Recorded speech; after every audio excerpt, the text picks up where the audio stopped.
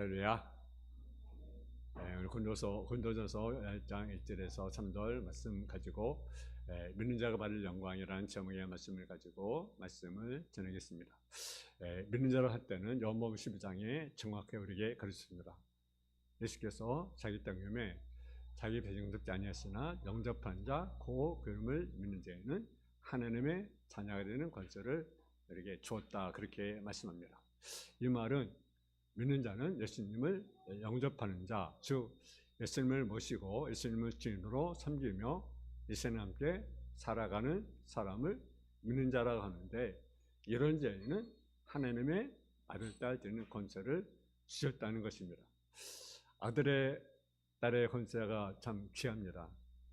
아들의 딸을 여러분이 키워 보야 알겠지만, 언젠가 자기가 돈 벌다 싫고 뛰어놀다가 들어와서는 내봐 내놓으라, 그렇게 큰 소리 치잖아요. 여러분, 부모의 거죠. 어떻게 자기 거입니까? 그래도 내 맘 내놓으라고, 옷이 떨어지면 벗어버리고 옷 사달라고 큰 소리 치잖아요. 또 등록금 통지가 오면 걱정 안 하고 당연히 무조건 내줘야 되는 것으로 그렇게 여기고 삽니다. 아버지의 것이 다 자기의 것이라고 생각합니다. 이것이 자녀의 권세입니다. 아들의 권세, 딸의 권세. 그러나 아들의 딸의 권세, 여러분 돈 주고 샀습니까? 내가 공로를 세워 권세를 얻었습니까? 전부가 공짜로 받는 것 아닙니까? 아들, 딸의 권세를 돈 주고 샀습니까? 무슨 공로로 세워 얻었습니까? 아닙니다. 거저 받은 것입니다. 우리가 하나님의 아들, 딸 되는 것, 누구의 아들, 딸 되는 것과 바꿀 수 없는 귀한 영광인데, 하나님의 자녀의 권세, 우리가 돈 주고 사자면 평생 벌어도 살 수가 있겠습니까? 내가 공로를 세워 아들, 딸 된다면 언제 될 것입니까? 근데 믿는 자에게는 이런 권세가 있습니다. 그러니까 우리는요, 감사하셔야 돼. 우리가 하나님의 자녀가 되었다. 이것이 감사의 조건입니다. 그래서 믿는 자가 받을 영광을 제목으로 말씀을 드립니다. 그러면 믿는 자가 받을 영광이 뭐냐? 첫째는 소명의 영광이다라는 거죠. 소명의 영광. 하나님이 부르셨어요. 하나님의 부르심이라는데 영광이 있습니다. 왜냐하면 석가모니가, 공자가 우리를 불러준다면 영광이 될 것이 하나도 없습니다. 여러분 중에 사랑하다가 너무 좋아서 결혼한 분이 있을 것입니다. 근데 내가 사랑하지 않는 사람이 나를 불러보십시오. 별로 달갑지 않습니다. 그러나 사랑하는 사람이 불러주기를 바라고, 불러주면 영광으로 생각하고 기뻐하고 또는 그날 밤 잠 못 이루는 경험도 있을 것입니다. 이처럼 하나님이 우리를 부르셨다는 것이 영광입니다. 하나님이 우리가 태어나기 전에 나를 택해 놓습니다. 하나님이 택하면 얼마나 귀한지 모릅니다. 하나님이 선택한 다음 우리가 못돼서 태어납니다. 그때부터 하나님의 불러내기 시작합니다. 부모가 예수를 믿으면 부모를 통해서 내가 자연스럽게 부름을 받습니다. 부모가 예수를 안 믿으면 학교 다닐 때 친구를 통해서 부름을 받습니다. 그래서 학교 친구가 교회 가져갑니다. 학교 친구를 해서 안 오면 그 다음 결혼해서 아내를 통해서, 남편을 통해서 부름을 받습니다. 그래서 교회 가자고 하면 그전에는 된지도 아니하던 사람이 결혼하면은 아내를 잘 따라온 경우가 많이 있습니다. 그러라도 나오지 않으면 직장 돈을 통해서 부름을 받기로 합니다. 하나님께서 어떤 방법으로 부르시는데 우리는요, 빨리 나올수록 좋습니다. 부름 받고 주 앞에 나오는 사람에게 하나님의 성령을 선물로 주십니다. 그렇게 할 때 우리는 하나님 아들의 관계로 맺어져서 부자지간이 되는 것입니다. 부름 받는 사람에게는 하나님께서 반드시 성령을 주시기 때문입니다. 이것이 우리에게 영광이라는 것입니다. 즉 하나님의 부르심이 우리에게는 큰 영광을 주십니다. 근데 여러분, 또 무엇으로 부르십니까? 일꾼으로 부르신다는 거예요. 일꾼으로 부르심. 바울은 하나님의 부르심을 받아 아들이 되었을 뿐 아니라 동시에 사도, 즉 일꾼으로 부르심을 받았습니다. 다시 말하면 일꾼으로 부르심하는 것이 영광이다. 아들이라 해서 모두 일꾼이 되는 건 아닙니다. 아들이 되는 것은 아무 공로 없이 되어지지만 일꾼은 저절로 되는 법이 없습니다. 꾸준한 노력으로 실력을 키워야 되기 때문에 그렇습니다. 갓난 아이가 아들이면 틀림이 없지만 아직 일꾼이 못 됩니다. 왜? 실력이 없기 때문에 그렇습니다. 그래서 밤을 새워가면서 열심히 공부하여 여러분 대학을 졸업하고 실력을 갖추게 되면 무슨 일 맡겨도 감당할 일꾼이 됩니다. 생기 빚주 담천지 이런 기사가 있습니다. 하나님께서 이제 남자를 만들었어요. 또 누구를 또 아가씨를 만들었어요. 그리고 아가씨 좋은 거처를 만들어 주기로 약속을 하고 동굴 하나를 만들어 주면서 살도록 했습니다. 근데 아가씨는 나는 어둠컴컴해서 이 어둠에 이 동굴에 내가 살 수가 없다고 거절합니다. 그러면 한번 그 광야에 한번 살아보라고 이렇게 이야기합니다. 그러니까 역시 바람이 거세게 불면 모래가 산 이를 정도로 거칠어서 나는 그것에 못 살겠다고 그렇게 거절을 합니다. 그래서 이번에는 그러면 호수 물 가운데 붕거를 지어놓고 거기에 살라고 이야기합니다. 근데 역시 거기에는 살 수가 없다고. 왜? 악마가 우글거리기 때문에 못 살겠다고 역시 거절합니다. 그때 마침 기타를 치면서 시를 줄줄 읊고 있는 성스러운 시인을 보고 아가씨가 그 가슴 속에 들어가 살고 싶다고 그렇게 이야기합니다. 그런데 그 시인 속에는 어떤 모습이 있느냐? 동굴의 웅큼한 모습, 광야의 모래 같은 걱정, 호수 속에 우글거리는 악마의 모습이 모두 지니고 있다라는 것입니다. 이때 하나님께서 아가씨에게 음침한 곳에 가서 태양이 되고 광야에 가서 한 떡이 백합화가 되어 사막의 생기를 불어넣어주고 악마들이 들끓는 곳에서 선한 천사로 살아보도록 하라고 명하셨다는 이야기입니다. 이 이야기는 환경을 탓하지 말고 창조적인 일꾼, 건설적인 일꾼, 희생적인 일꾼이 되라는 뜻입니다. 하나님이 바울을 이러한 일꾼으로 부르셨기 때문에 큰 영광이라는 사실이죠. 그러므로 감격하여 충성을 다하도록 해야 된다는 거죠. 그리고 함께 부르셨다는 사실이죠. 여러분, 바울이라는 사람이 하나님을 믿는다고 하면서 교회에 대해서 못되고 고약한 짓을 혼자라는 사람입니다. 한마디로 이야기한다면 제 딴에는 잘 믿는다고 하면서 교회 밖에서 혼자 못되게 놀던 사람이었습니다. 그래서 믿는 사람을 죽이는데 앞장섰으니 할 것 다 했지 뭐 더 하겠습니까? 그러다가 예수를 만나서 회개하고 돌이켰습니다. 근데 서수자는 어떤 사람입니까? 바울이 하나님의 부르심을 받아 고린도 전도를 갔는데 고린도에는요 희당이 큰지기 때문에 희당이 큰지라 희당자 여러 명입니다. 그래서 사도 바울 당시나 그 예수님 당시에는요 희당이 큰 데는 희당자가 한 4명 정도 됩니다. 근데 작은 희당은요 1명 정도가 희당자가 됩니다. 그러니까 소수대는 희당장 중에 한 사람이었습니다. 근데 사람이 먼저 전도하지 않았습니다. 여러분 바울은요 고린도의 사람들에게 먼저 전도하지 않았습니다. 먼저 누구에게 전도했습니까? 유대인들에게 모임가 있어서 유대인에게 전도합니다. 전도로 갔더니 희당의 소스네라가 예수 믿겠다고 나섭니다. 그가 유대인들의 심한 핍박을 받았습니다.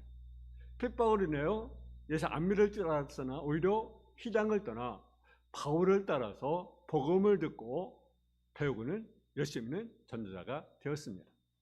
지금 먼 로마까지 가서 이 고린도 전서를 써서 보냈는데 바울과 소스데네가 함께 보냈다는 것 아닙니까? 그렇게 바울과 소스데네가 함께 부름을 받았습니다. 여러분, 이것이 주는 교훈이 무엇이겠습니까? 여러분, 우리는요 부름받은 자입니다. 목사로 부름받았고, 전사님으로 부름받았고, 장로님으로, 권사님으로, 지사님으로, 성령님으로 우리는 부름받았다는 거죠. 부름받지 않은 사람 한 사람도 없습니다. 여러분, 모두 부름받은 사람입니다. 그러니까 소스데네는 예수 믿고 핍박을 먼저 받은 사람이고, 바로 오히려 교회를 핍박하는 사람이지만 지금은 함께 부름을 받아냈다는 사실이에요. 마찬가지로 저와 여러분도 함께 부름받은 자라라는 사실. 그러니까 부름받은 사람은요 협력을 잘해야 합니다. 협력하는 것을 영광으로 생각해야 합니다. 너는 너고 나는 나가 아니라 우리는 정말 주의 몸무게를 세워나가는 하나의 뭐예요? 지체라는 사실. 그러니까 함께 부름을 받았다. 하나님의 부름을 받았고 일꾼의 부름을 받았고 우리 함께 부름을 받았다는 사실입니다. 그것이 영광이다. 두 번째는요 성별의 영광이라는 사실. 성별이 어떻게 성별? 예수 안에서 성별이었다는 거죠. 여기서 거룩하여진다는 말씀이 성별이고, 거룩한 사람을 부르신 말은 자, 또 각처에서 우리 주 되신 예수 그리스도의 이름을 부르는 사람이 거룩한 사람입니다. 즉 예수 안에 있는 사람을 하나님을 거룩하다 하고, 예수 밖에 있는 사람을 거룩하다 하지 않습니다. 예수 믿으나 안 믿으나 우리는요 육신을 가졌습니다. 그래서 먹어야 되고 또 쉬어야 되고, 우리에게는 먹고 마시고 또 쉬고 싶은 그런 것들이 누구에게 있어요? 영을 가졌지만 먹어야 합니다. 자야 합니다. 근데 예수 안 믿던 사람이 예수 안에 거룩해지고 예수 안에 들어왔다고 해서 그 사람의 겉모습이 달라집니까? 여러분 어때요? 달라지지 않습니다. 그대로 예수 안에 들어와 예수 믿음을 고백하면 하나님은 예수님으로 인해서 우리를 어떻게 합니까? 거룩하다 하신다는 거예요. 여러분 머리가 죄인입니다. 근데 우리는 죄인이지만 예수 안에 들어오면 하나님 우리를 거룩하다고 인정하는 거예요. 인정하는 거예요. 여러분 다른 사람보다 우리가 더 좀 낫습니까? 안 믿는 사람과 여러분 어떻습니까? 예수 믿는 사람들 보니까요 미움도 있고요, 때로는요 거짓말도 하기도 하고요, 나쁜 짓도 많이 하더라고요. 근데 차이점 뭐예요? 우리는 믿음 안에 왔다는 거예요. 도저히 나은 것이 없는데 거룩합니다. 여러분 거룩한 사람만이 구원을 얻습니다. 근데 거룩함은요 돈을 주고 사는 것이 아닙니다. 좋은 것이 있다. 예수 안에 들어와 신앙을 고백하면 하나님이 우리를 거룩하다고 인정하는 거예요. 다른 거 예수 안에 들어와 신앙을 고백하면 거룩하다고 우리가 인정해 주는 것입니다. 그렇기 때문에 그것이 영광이라는 사실이죠. 석가모니 안에 들어가지 않고 공장에 들어가지 않고 예수 안에 들어가 예수 믿고 거룩한 백성 되어 하나님의 백성으로 삼으신 것을 영광으로 알아 긍지를 가지고 자라가며 증거하며 살아가야 한다라는 사실이죠. 또 칭의 성별이라는 것, 다음은 칭함받는 성별입니다. 즉 성도라 부르심을 입었다는 영광을 가리키는 것. 본래 거룩이라 하는 말은요 사실요 사랑에 합당한 말이 아닙니다. 내가 어렸을 때 생각하로군요, 여러분 정장하고 큰 성경책을 이렇게 끼고 이렇게 다니고 그리고 조용히 이렇게 걷는 그 모습, 그것이 거룩한 모습이라고 생각을 했습니다. 얼마나 많은 그 신앙인들이 성들도 정말 잔소리 안 하고 험한 말 안 하고, 이제 그 목사님들은 어떤 모습입니까? 정장을 하고 검은색 양복을 입고 넥타이를 차고 이 성경을 잘 이렇게 들고 다녀야 저 목사님 정말 거룩한 목사님이네 이렇게 했던 것처럼 우리도 그렇게 착각을 합니다. 여러분 그것이 거룩이 아니에요. 지금 자세히 보면 그것과는 전혀 상관이 없습니다. 하나님 그런 게 관심이 없습니다. 그런데 원래 하나님만이 거룩하고 사람이 어울리지 않습니다. 그런데 혼자 거룩한 하나님이 왜 우리를 거룩한 사람이라 불러주는가 하면 답은 간단합니다. 하나님과 관계를 맺으면 거룩하다. 가령 부족함이 없이 온갖 것 다 갖추고 있는 아버지에게는 아들이 있습니다.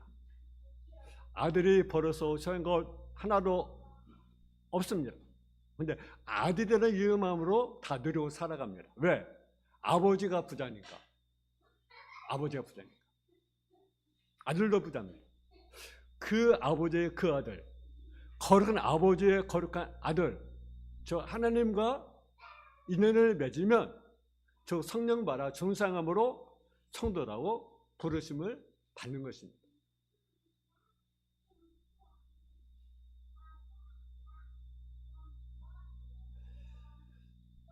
또 변화로서 성별이라는 사람. 고린도인들은요 예수를 알지 못했고 예수님 이름을 부를 수 없었으나 이제는 사도 바울의 전도를 받고 지금까지 섬기던 우상을 버리고 예수 그리스도를 주라 부르게 되었습니다. 즉 완전히 변화가 되었습니다. 이처럼 그들의 교종은 가치관의 변화, 생활의 변화, 인격의 변화까지 일으켰습니다. 우리나라 복음이 들어와 올 때 천지가 먼저 들어왔습니다. 그때 대원군이 천주교도를 몹시 핍박합니다. 많은 승자들이 생겨나게 되었습니다. 예수 믿는 사람 죽였어요. 가차없이 죽였어요. 많은 신자가 죽고 숨어서 살아남은 자들이 신앙을 지켜서 한국 천주교 200년 역사를 이어오면서 글제 교단을 열었습니다. 그 신앙이 그들의 생활과 인격까지 변화를 시켰습니다. 그러나 신교가 들어오면서 제사 인정하는 순위는 달리 가정과 가문에서 제사 문제로 엄청난 핍박을 당했습니다. 그래서 그 복음이 이제 들어가면 이제 갈등한 것 중에 하나 뭡니까? 제사 문제, 제사 문제. 오늘날 소위 교회 다니는 그 성도들 가운데도 제사 드리는 사람들이 있어요. 또 그때 갈등한 경우도 있어요. 그래서 또 핍박을 받기도 합니다. 근데 많은 핍박을 받으면서도 기시되는 사람들을 믿은 중에서 기독교 가장 것은 무엇입니까? 진리를 발견했기 때문에 그렇습니다. 진리가 곧 예수입니다. 내가 길이요 진리요 생명이다. 예수님이 그들의 가치관, 삶의 목적과 인생 자체를 변화시켜 주었습니다. 고린도교인의 변화와 똑같은 상황입니다. 지금까지 예수 없이 살아온 것이 전부 헛된 것이라는 자세가 되었습니다. 하나님 변화는 그들을 거룩하다고 하셨습니다. 이는 변화의 성별이 그리스도의 영광이 됩니다.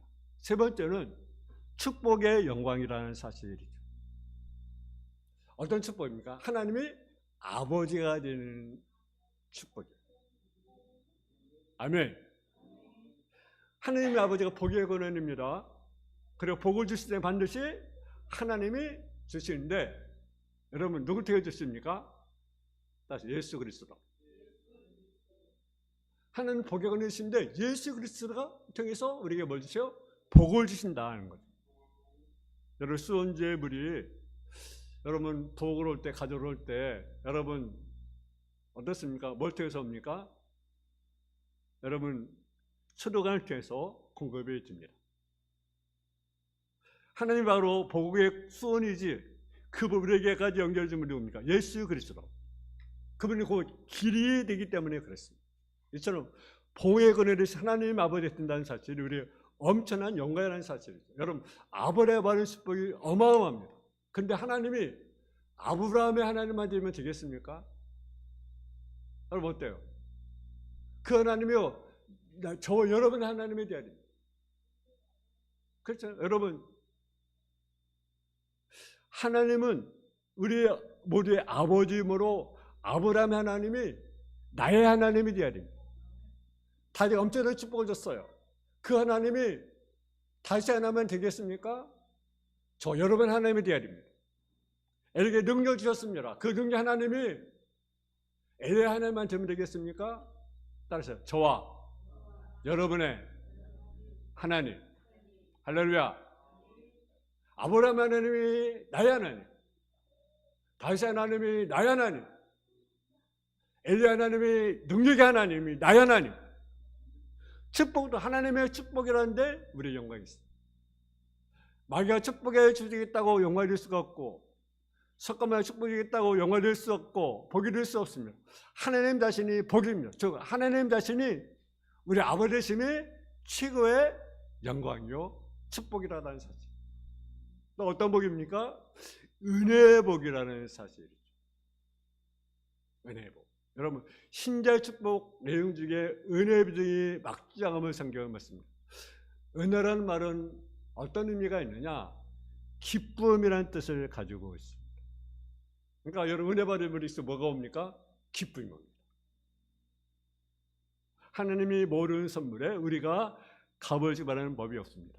값없이 베푸는 것이 바로 은혜입니다. 그래서 하나님이 엄청난 선물을 받고 보면 기쁨이 충만해지는데, 그 기쁨까지 포함도 은혜라고 합니다. 그래서 은혜 받으면 기쁨이 넘치는 이유가 바로 여기에 있습니다. 결국 은혜 받으면 또 변화가 일어나게 됩니다.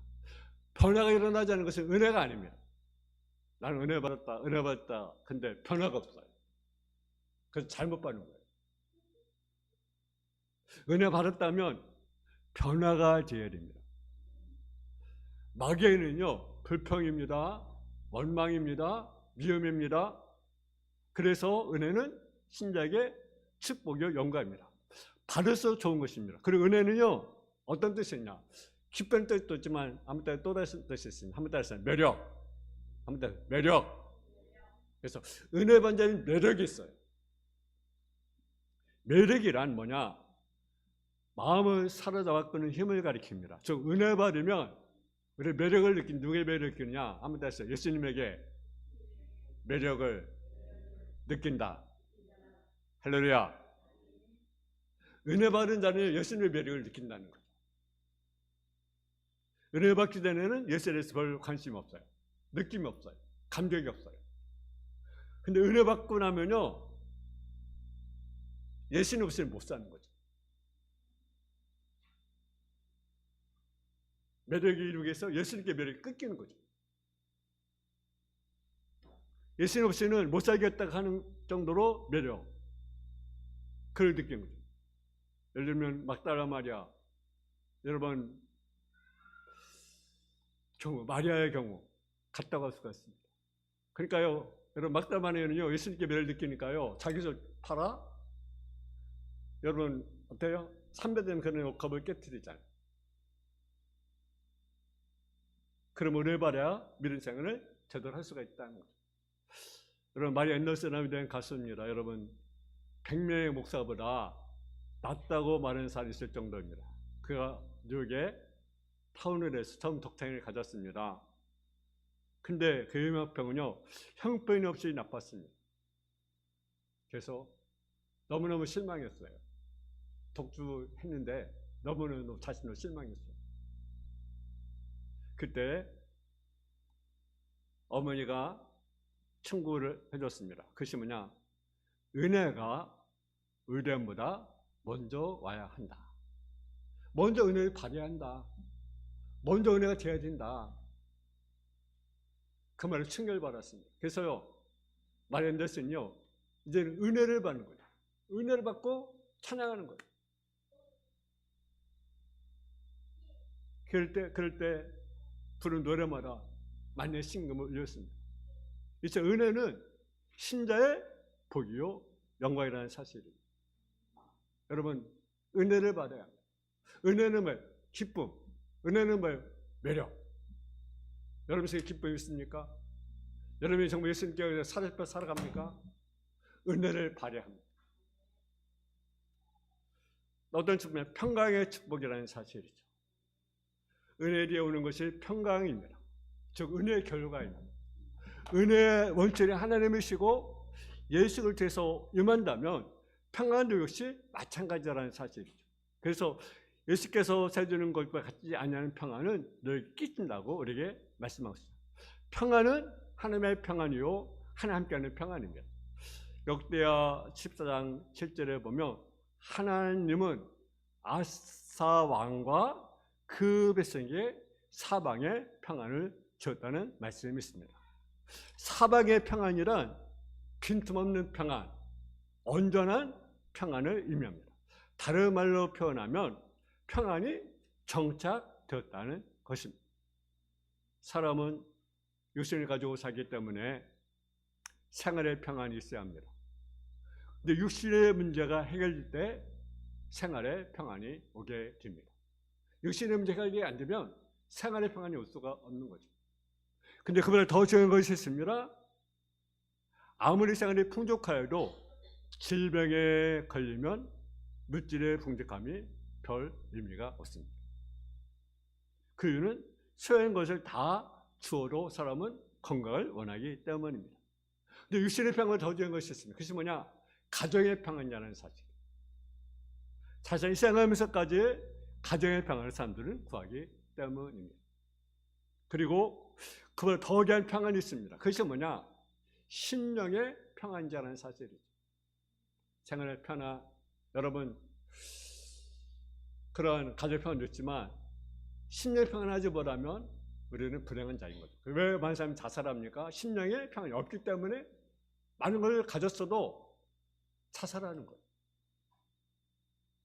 물을 가지고 명예를 가지고 물질을 가져도 자살하는 이유가 뭡니까? 마음의 기쁨이 없는 거죠. 마음의 평안이 없는 거죠. 그러니까 우리는 평안의 축복을 누리는 것이 축복입니다. 그러니까 주님은 어느 집에 머무르면 집에 뭘 구하라? 평안을 구하라. 그리고 우리는 구해둬야 돼요. 내 집의 평안을 위해서 기도해야 됩니다. 가정의 평안을 위해서 기도해야 됩니다. 교회 평안을 위해서 기도해야 됩니다. 나라의 평안을 위해서 기도해야 됩니다. 할렐루야. 이 모든 평강은 은혜와 함께 온다는 사실이에요.